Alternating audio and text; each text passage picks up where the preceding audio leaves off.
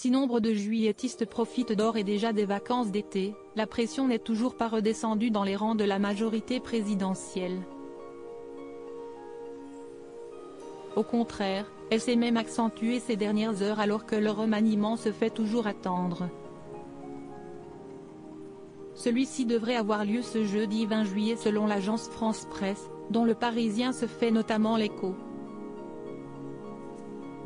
Emmanuel Macron et Elisabeth Borne auraient en effet procédé aux derniers ajustements, ce mercredi 19 juillet, alors que la Première ministre s'est attardée à l'Élysée après une réunion consacrée aux Jeux Olympiques.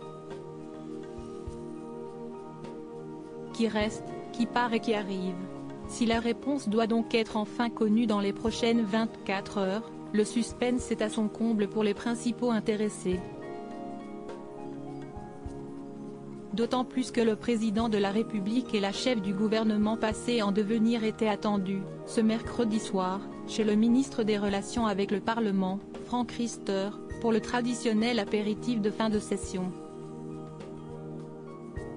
Un timing qui pose question et qui met mal à l'aise certains. Curieux, très bizarre, un grand bazar, ont ainsi admis certains convives à notre confrère de TF1 Info et LCI, Léonard Attal.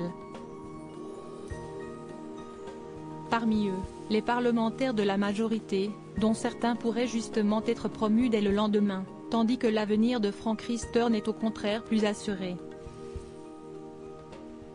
Ensemble, c'est au contraire enthousiasmé Aurore Bergé, présidente du groupe Renaissance à l'Assemblée nationale, sur Twitter en publiant un cliché pris pendant la prise de parole du chef de l'État. Elisabeth Borne, Bruno Le Maire. Découvrez les ministres à leur début. Plusieurs députés promus. Les députés Renaissance Maud Brejon ou Prisca Zovenot seraient notamment pressentis pour remplacer Olivier Véran en tant que porte-parole du gouvernement, selon le journal francilien. Quant à Aurore Bergé, beaucoup lui prédisent une place au sein du nouveau gouvernement, telle que celle du ministère des Solidarités actuellement occupé par Jean-Christophe Combe. La députée Lorraine Astrid Panoyan-Bouvet figure également sur la liste des bookmakers pour ce poste. Article écrit en collaboration avec 6 Médias.